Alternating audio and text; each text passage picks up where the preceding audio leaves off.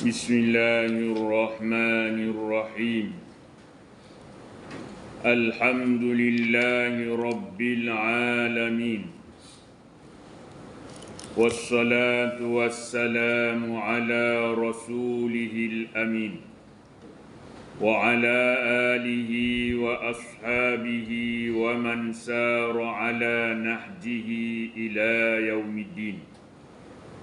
Allahumma ahyina ala sunnati nabiyyina wa tawaffana ala millati habibina wahsyurna fi zumrati nabiyyina. Allahumma inna nas'aluka ilman nafi'a wa qalban khashi'a wa amalan mutaqabbala. Allahumma amin, amin, amin.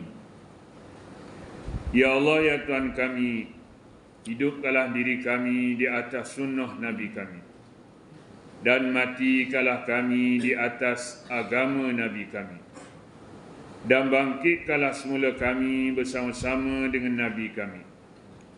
Ya Allah, ya Tuhan kami mohon kepadamu ilmu yang bermanfaat, hati yang khusyuk, dan amalan yang diterima. Amin. Alhamdulillah, syukur kepada Allah Subhanahu wa taala. Pada masih lagi Allah Subhanahu wa taala mengurniakan kepada kita kesihatan yang baik, sehingga dapat sama-sama kita berada di tempat yang baik, di rumah Allah, di dalam majlis ilmu. Mudah-mudahan ia membawa kebaikan, keampunan dan kerahmatan kepada diri kita, keluarga kita dan juga masyarakat kita. Jadi insya-Allah kita sambung lagi pengajian kita dalam kitab Manhaj Hidup Orang Beriman, iaitu ringkasan daripada kitab Mukhtasar Minhajul Qasidin dan juga kitab Ihya Ulumuddin. Sehinggalah kata pengarang pada muka surat 255, iaitu pada pasal yang ke-18 berkait dengan penjelasan hakikat sifat tercela dan terpuji. Setelah kita melihat pada minggu-minggu yang lalu berkait dengan celaan terhadap dunia, maka Imam Ghazali rahimahullah menjelas berkait dengan hakikat dunia dan sifat-sifat tercela dan terpuji. Yang pertama, penjelasan berhubung hakikat sebenar dunia yang tercela dan juga yang terpuji. Kebanyakan manusia mendengar mengenai celaan terhadap dunia secara umum tanpa pengecualian. Hal ini menyebabkan mereka beranggapan dunia yang tercela itu termasuk perkara-perkara yang dijadikan oleh Allah Subhanahu wa taala untuk manfaat mereka. Lalu mereka meninggalkan makan dan minum, sedangkan itu semua adalah untuk kemaslahatan hidup manusia itu sendiri. Tambahan pula, Allah Subhanahu wa taala telah menciptakan tabiat manusia secara fitrahnya, inginkan perkara yang memberi manfaat kepada mereka. Namun begitu, setiap kali nafsu mereka menginginkannya, mereka menghalangnya dengan anggapan itulah cara zuhud yang sebenar. Sedangkan mereka jahil tentang hak diri yang mesti ditunaikan. Kebanyakan orang yang ingin berzuhud melakukan perkara ini kerana tidak mempunyai ilmu yang cukup. Jadi untuk menuju kepada Allah Subhanahu wa taala ialah mestilah kita memahami, menghayati dan mempelajari ilmu Islam secara menyeluruh. Bukan kita ambil dengan sekali pandang. Kita hadir ke majlis ilmu, kita mendengar Nabi kata dunia ni dia laknat.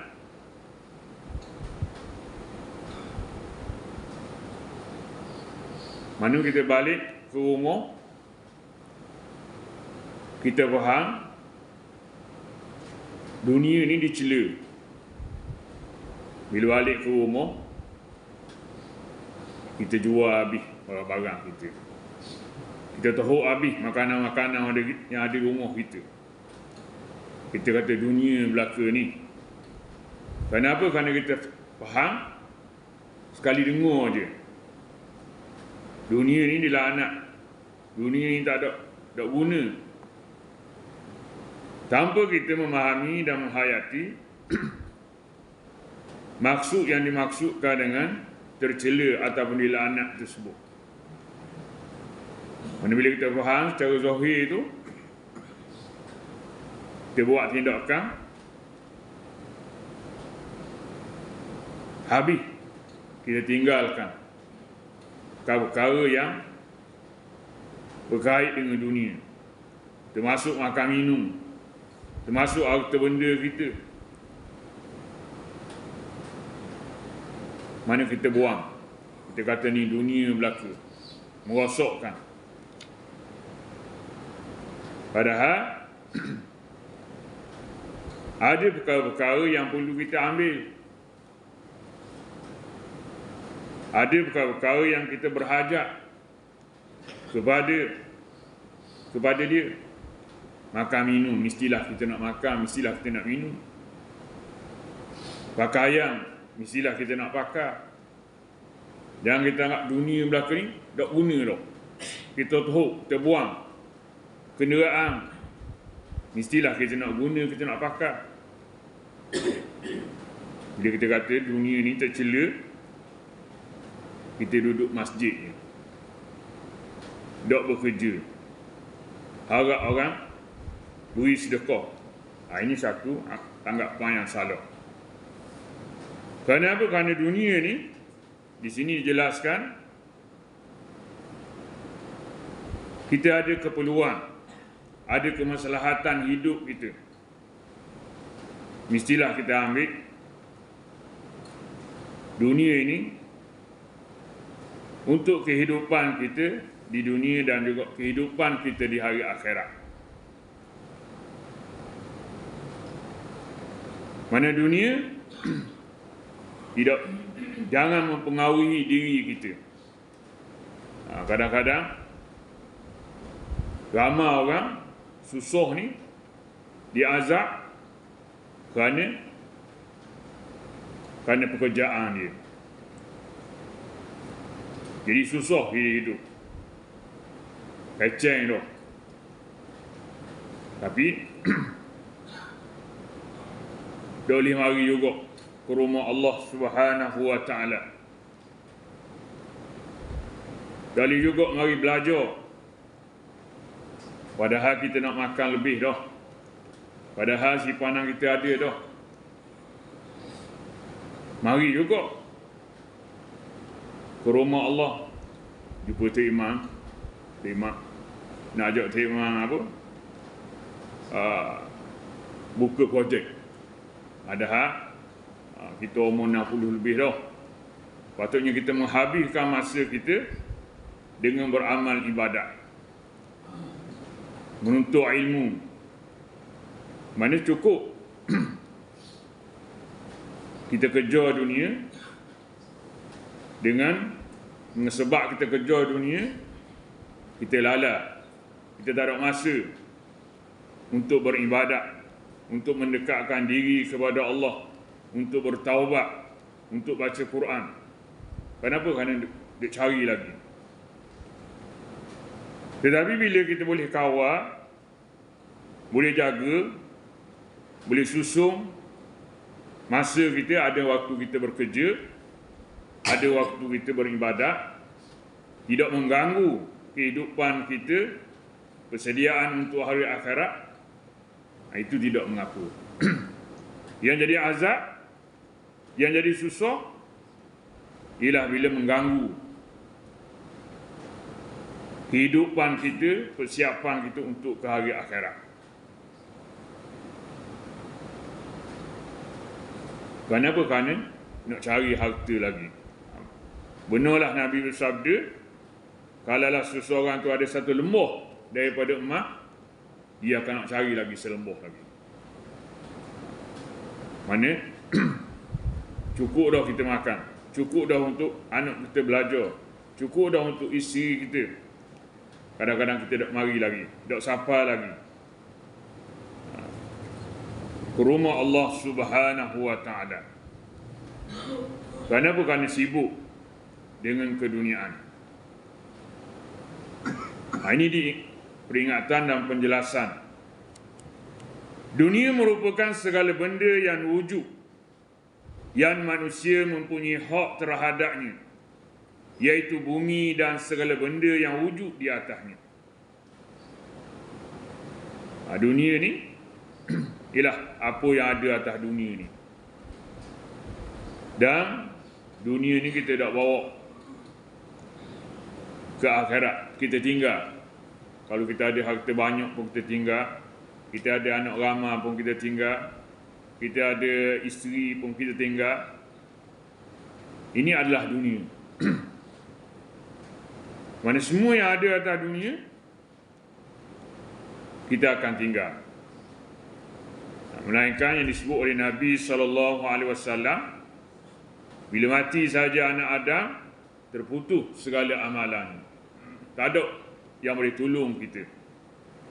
Melainkan 3 perkara, iaitu sedekah jariah. Masa kita hidup, masa kita sihat, kita ada menyumbang, ada bersedekah, beri ke masjid, beri ke madrasah, beri tempat-tempat kebajikan. Ada tanah wakaf yang kita wakafkan. Ini dia akan terus dapat pahala walaupun kita mati bertahun-tahun dah. Selagi apa yang kita sedekah, apa yang kita wakaf diguna oleh orang, maka selama itulah pahala siapa kepada kita. Sedekatun jariyah.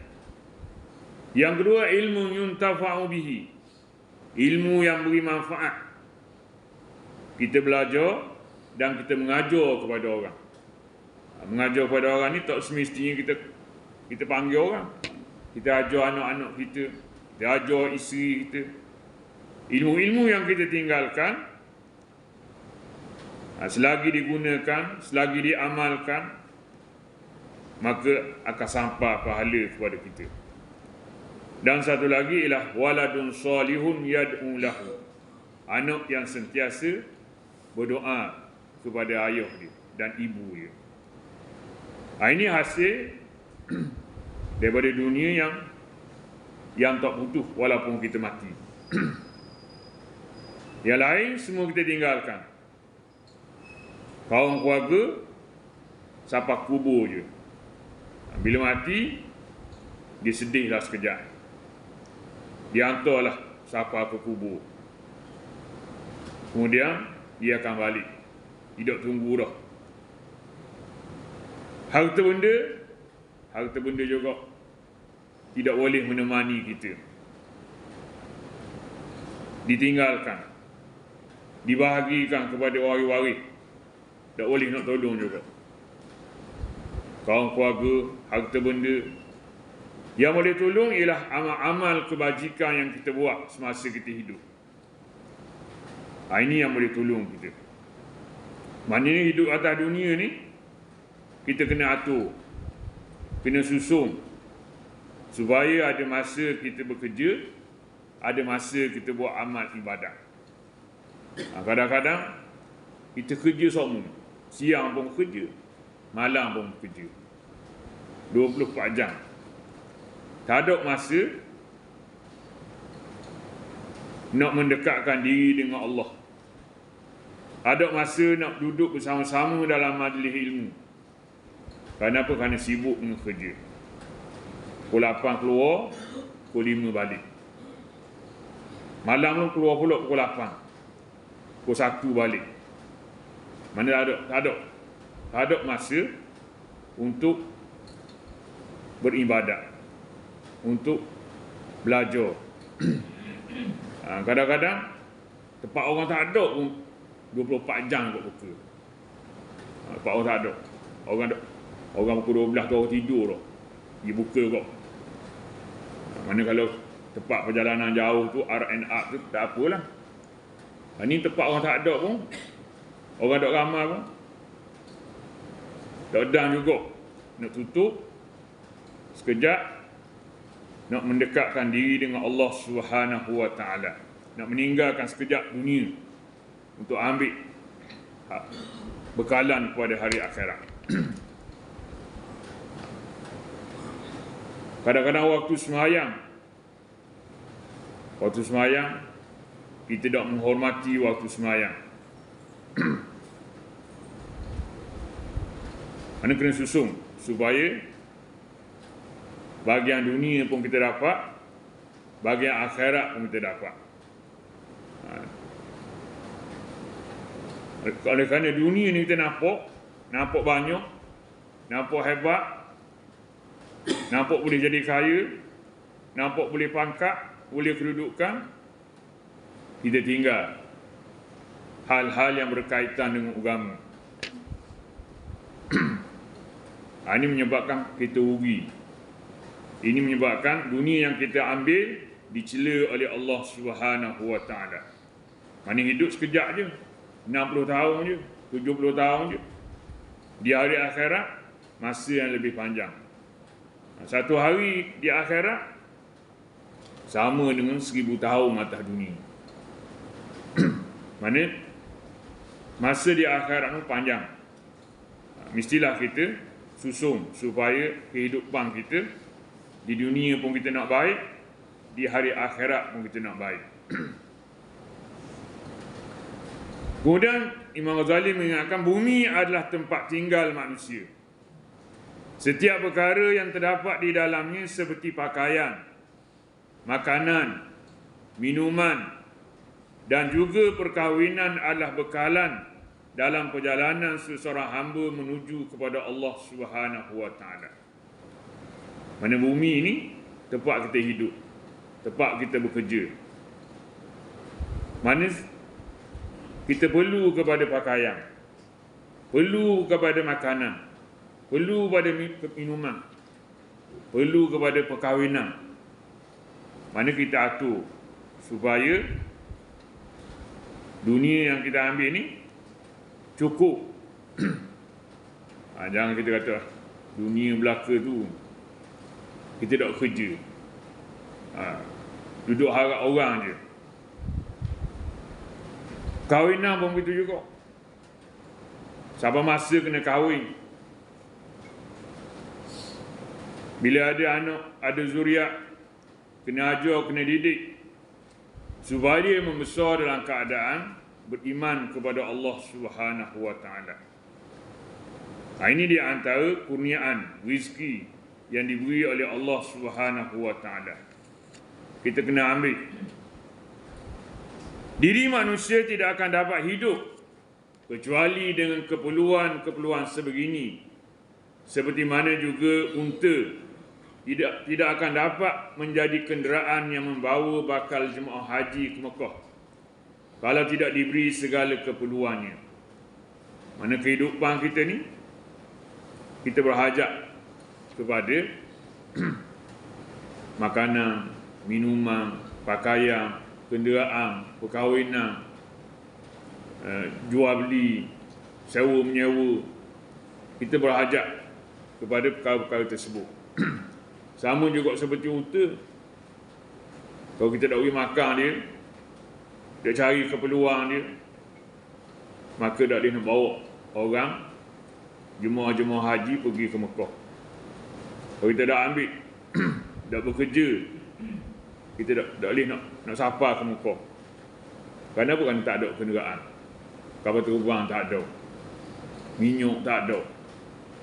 Ini adalah di antara keperluan-keperluan yang kita orang Islam mesti wajib ada, yang mendalami, yang berusaha dalam perkara-perkara fardu kifayah ni. Sesiapa yang mengambil apa yang baik daripadanya dan mengikut cara yang diperintahkan akan dipuji. Mana sebahagian daripada dunia yang kita ambil ni, kita guna dengan cara yang betul. Jangan kita ambil dengan cara yang salah. Nak cepat jadi kaya, kita makan rasuah. Nak cepat jadi kaya, kita main judi. Nak cepat jadi kaya, kita mencuri, merampok. Ini adalah di antara kerja-kerja yang salah. Walaupun dapat hasil banyak, dapat untung banyak, tapi cara yang dilarang oleh Allah Subhanahu wa taala. Mana dia dicela.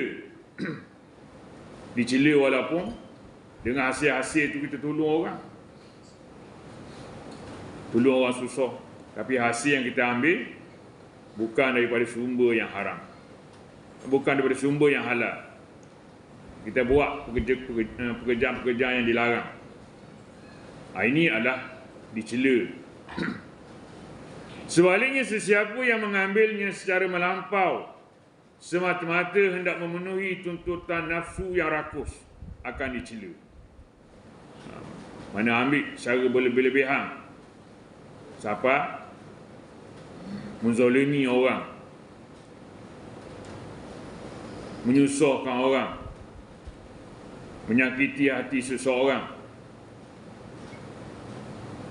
kerana tamak kepada pangkat, tamak kepada harta, tamak kepada wang ringgit, kita sanggup zalim kepada orang, sanggup ambil hak orang, sanggup buat nyanyi kepada orang. Kenapa? Kerana nak memenuhi perut kita, nafsu kita. Maka ini dicela oleh Allah Subhanahu wa taala. Sebenarnya tidak ada alasan yang membolehkan seseorang itu rakus mengikut hawa nafsu sendiri, kerana dia akan menyebabkan segala yang bermanfaat bertukar menjadi mudarat dan menghalangnya daripada mencari bekalan untuk akhirat. Bila dia salah guna, dia ikut hawa nafsu dia, benda-benda yang asalnya baik, salah guna. Salah guna kuasa, salah guna jawatan, asalnya benda yang baik, tapi oleh kerana nak ikut hawa nafsu, dapat keuntungan, nak dapat faedah, nak dapat pujian daripada orang, maka kita ubah. Kita buat benda yang mudarat, buat benda yang haram. Mana asalnya oleh, tapi salah guna, menyebabkan apa yang kita buat tu di hari akhirat jadi kosong. Kerana apa? Kerana kita cari redha manusia, cari kepuasan nafsu kita. Mana di hari akhirat tidak ada hasil dia, kosong. Justru hilanglah tujuan utama daripada perkara tersebut. Tak ada. Asalnya nak dapat pahala, nak dapat kebaikan, nak dapat ganjaran, tapi dapat musibah, dapat dosa, dapat azab Allah Subhanahu wa taala. Orang seperti itu boleh diumpamakan sebagai orang yang sibuk menguruskan kelengkapan untanya. Orang yang duk cari dunia sangat ni, tidak menghira ke hari akhirat, sama seperti orang sibuk nak nguruh supaya unta dia nampak comel, kenderaan dia nampak comel, rumah tangga dia nampak comel, memberi minumnya minuman, beri kemudahan, dan menghiaskannya dengan kain yang berbagai warna. Solekkan banyak solek pada binatang ni, pada kemudahan. Kalau dia naknya nak buat amal ibadat tu, tapi duk habis masa buat pekerjaan-pekerjaan yang merugikan. Mana sedangkan rombongan sudah pun berangkat meninggalkannya. Kita duduk siap lagi, duduk solid lagi. Orang lain pergi belaka dah, siapa dah.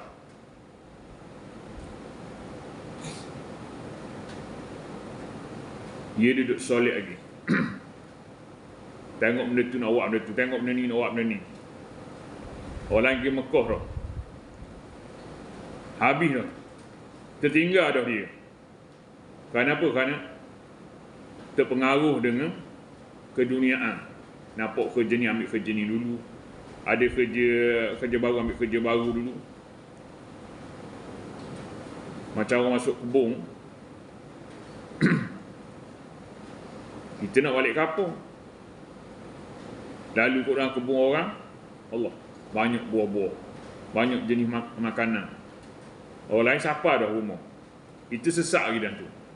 Kerana terpengaruh dengan keseronokan, hiasan dunia, macam-macam. Ketika itu dia bersendirian di padang pasir. Orang lain siapa belaka dah, dia baru nak tolong. Dia ikut orang ramai, dia ikut jamaah, terpencil daripada orang, kerana cari kejar kemewahan, pangkat, dan terdedah kepada binatang-binatang buah yang sentiasa ingin membahamnya. Bila dia seorang ni, mari keria ni, macam-macam lah halangan di tengah jalan. Binatang buahnya, rimanya, kala jengkingnya, ributnya, macam-macam lah. Terdedah pada bahaya. Yang sentiasa membahamnya dan juga membaham untanya. Kena molek dak sapa maka. Sebab apa? Sebab tinggal daripada orang. Kerana dia ralik dengan kemewahan dunia, ralik dengan kerja dia, ralik dengan jawatan dia, ralik dengan wang ringgit dia. Dak dang nak buat amal ibadat. Tengah-tengah ralik kerja tu, sakit tu. Sakit tu. Sakit boleh buat ibadat tak apa. Kadang-kadang sakit ni lama pula duduk atas apa? Atas tilang. Dia boleh nak buat ibadat. Dia ingat dah nak berzikir, nak baca Quran. Kerana duk ralik lagi, duk ingat pun harta lagi. Kadang-kadang masa sakit pun nak lagi. Kalau orang win nak lagi. Dipengaruhi oleh kehidupan dunia, menyebabkan hidup dan siapa. Dia dimakan oleh binatang-binatang buah. Orang lain siapa belaka dah. Kerana dipengaruhi oleh dunia, kadang-kadang lupa tujuan asal dia. Nak dapat pahala yang banyak, nak dapat redha Allah Subhanahu wa taala. Tengah jalan je, orang ni puji, orang WPT, orang jawatan, lupa dah. Dak ngari dah untuk mengingat Allah Subhanahu wa taala. Mana untuk itu kita kena ingat bahawa umur kita semakin hari semakin dekat. Umur kita semakin banyak. 50, 60, tapi semakin dekat nak mati. Kadang-kadang mati ni dah tentu. Dah tentu apa? Umur. Kadang-kadang ayah semayang jenazah anak. Ayah sakit lama tu. Duduk hospital. Doktor kata tak ada. Ada harapan dah ni, doktor kata. Selang beberapa hari, yang sihat pula. Asal doktor tak ada harapan dah. Tahuan ni, makan ubat ke, minum apa-apa ke, tiba-tiba sihat. Anak hok jaga berbulan-bulan tu, ingat ayah dia mati dulu. Rupa-rupa anak pula mati. Ayah hok sakit jadi segon, ayah pula semayang jenazah anak. Ini kena ingat, kena berwaspada, supaya kita sentiasa ingat kepada hari akhirat. Jangan duk balik dengan dunia, kemewahan, harta benda yang menyebabkan kita tak dan siapa kepada tujuan dia. Nak mendekatkan diri dengan Allah Subhanahu Wa Taala. Mana tak dan siapa semua. Acu nak hari surah, nak hari sejik, orang ajak kerja pula. Acu nak apa? Nak belajar, orang beri pakat. Kena ikut ke situ ke sini. Sampai ke pecen tak lewat lagi. Pecen lagi nak kerja lagi. Mana halangan tu banyak. Tak ada masa kita nak beribadat, nak mendekatkan diri dengan Allah Subhanahu Wa Taala. Islam tidak larang kita jadi orang kaya, orang yang berharta. Tetapi hendaklah kekayaan, harta benda dunia ni tidak terikat, tidak mengikat kita daripada kita buat amal ibadat. Begitu juga tidak ada alasan yang membolehkan kita lalai daripada memenuhi tuntutan keperluan makanan, minum, pakaian dan sebagainya. Tak ada alasan kita tak mau kerja, tak mau cari makan, tak mau beli pakaian. Kerana dia kata dunia belaka. Tak ada alasan kita nak duduk saja, nak berehat. Mesti hak yang wajib-wajib ni, makan, minum, pakaian ni, mesti kita berusaha, mesti kita cari kerja.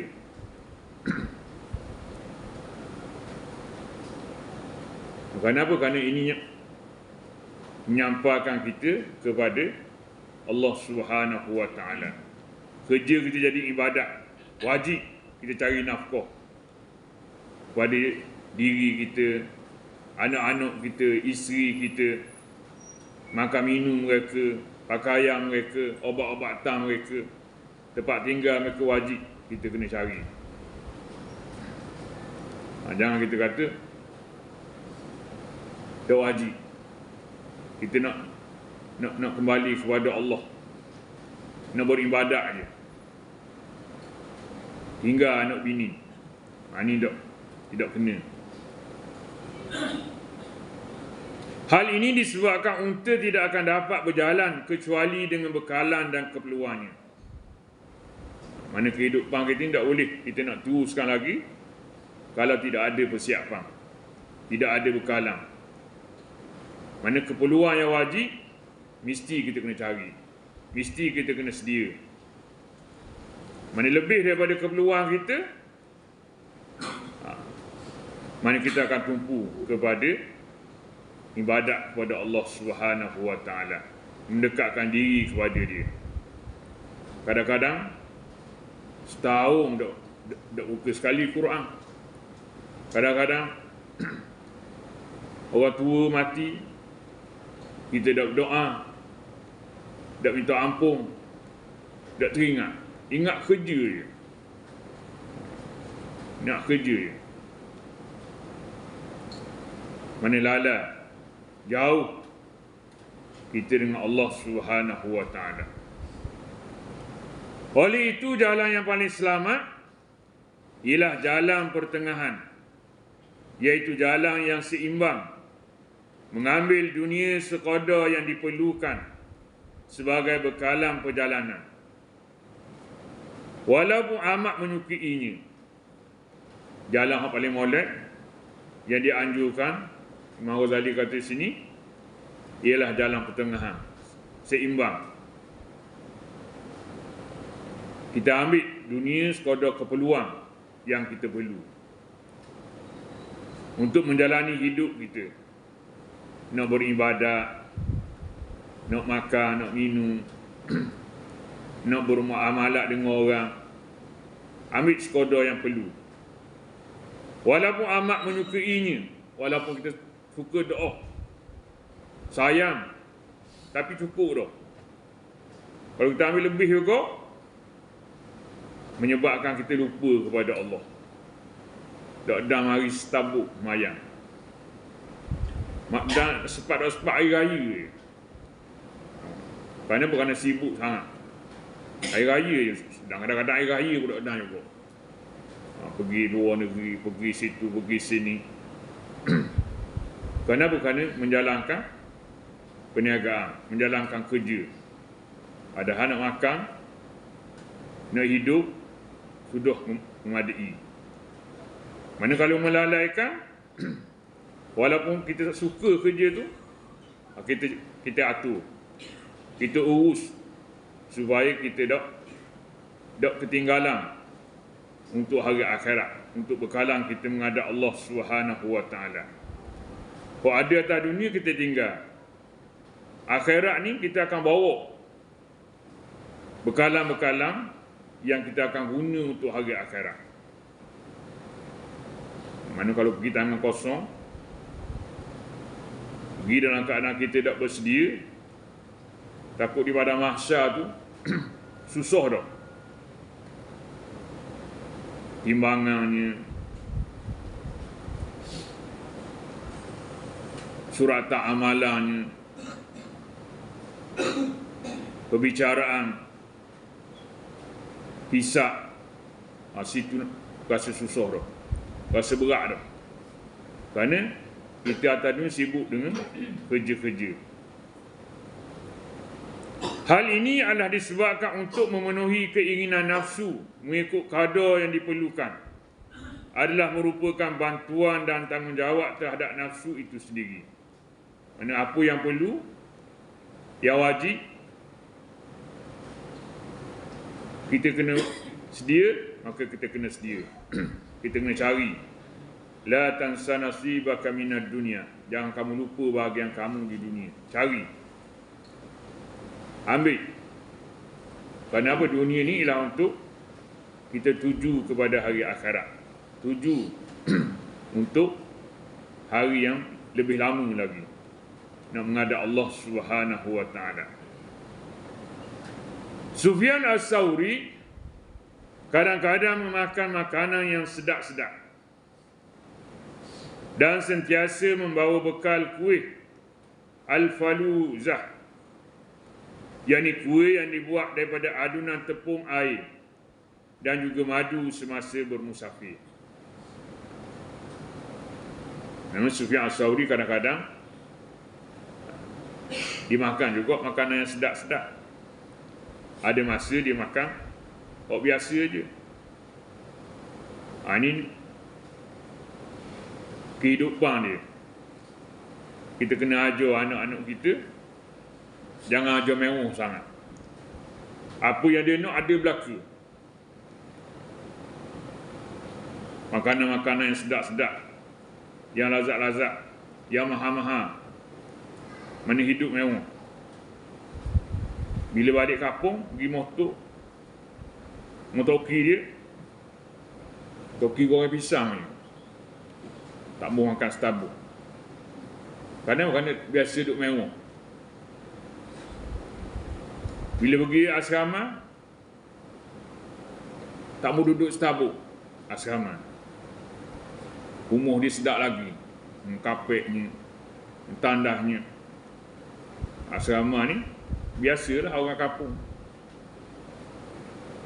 Jadi dia hidup mewah. Tidak boleh nak hidup susah sikit. Di sini dia ajar. Ada ketika-ketika kita makan makanan sedap, ada ketika-ketika kita makan makan biasa je. Setengah orang bila dah hidup dalam bandar ni, duduk dengan mewah ni, hari cuti sekolah tak mau balik mau apa? Motoki. Sedap duk minum lagi. Makan mewah. Rumah besar. Tak ada abuk. Bersih. Kadang-kadang dia balik rumah yang dia, toki dia, nak naik rumah tu jeng-jeng. Abuk je tu.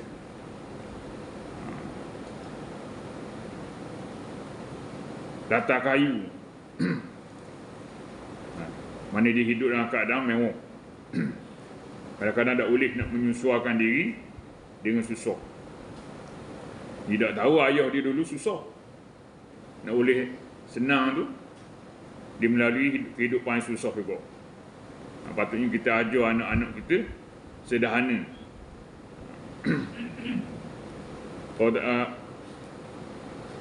apa, nak mari masjid umur kat je, nak naik kereta kau. Nak kereta juga. Kerana bukan tak biasa hidup susah.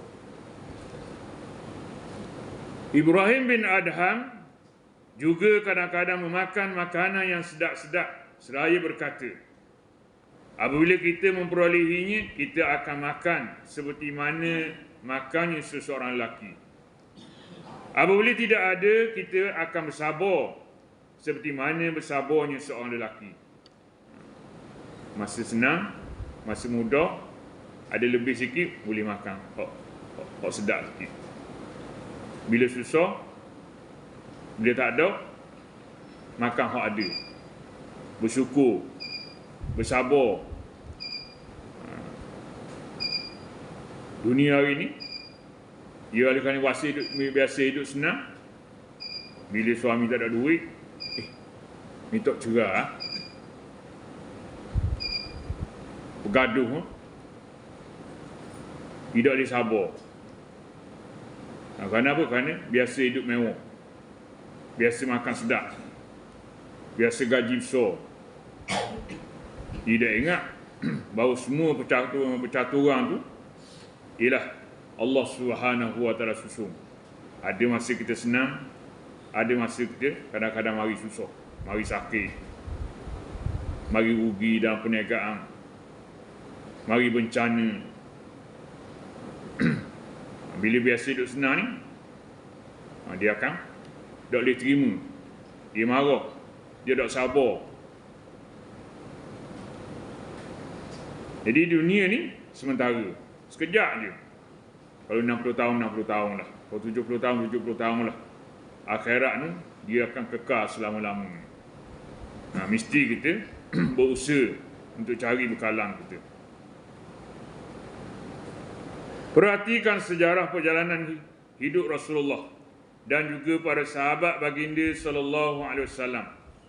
Mereka tidak mengambil dunia secara berlebihan dan tidak pula mengabaikan keperluan diri mereka sendiri. Wallahu a'lam.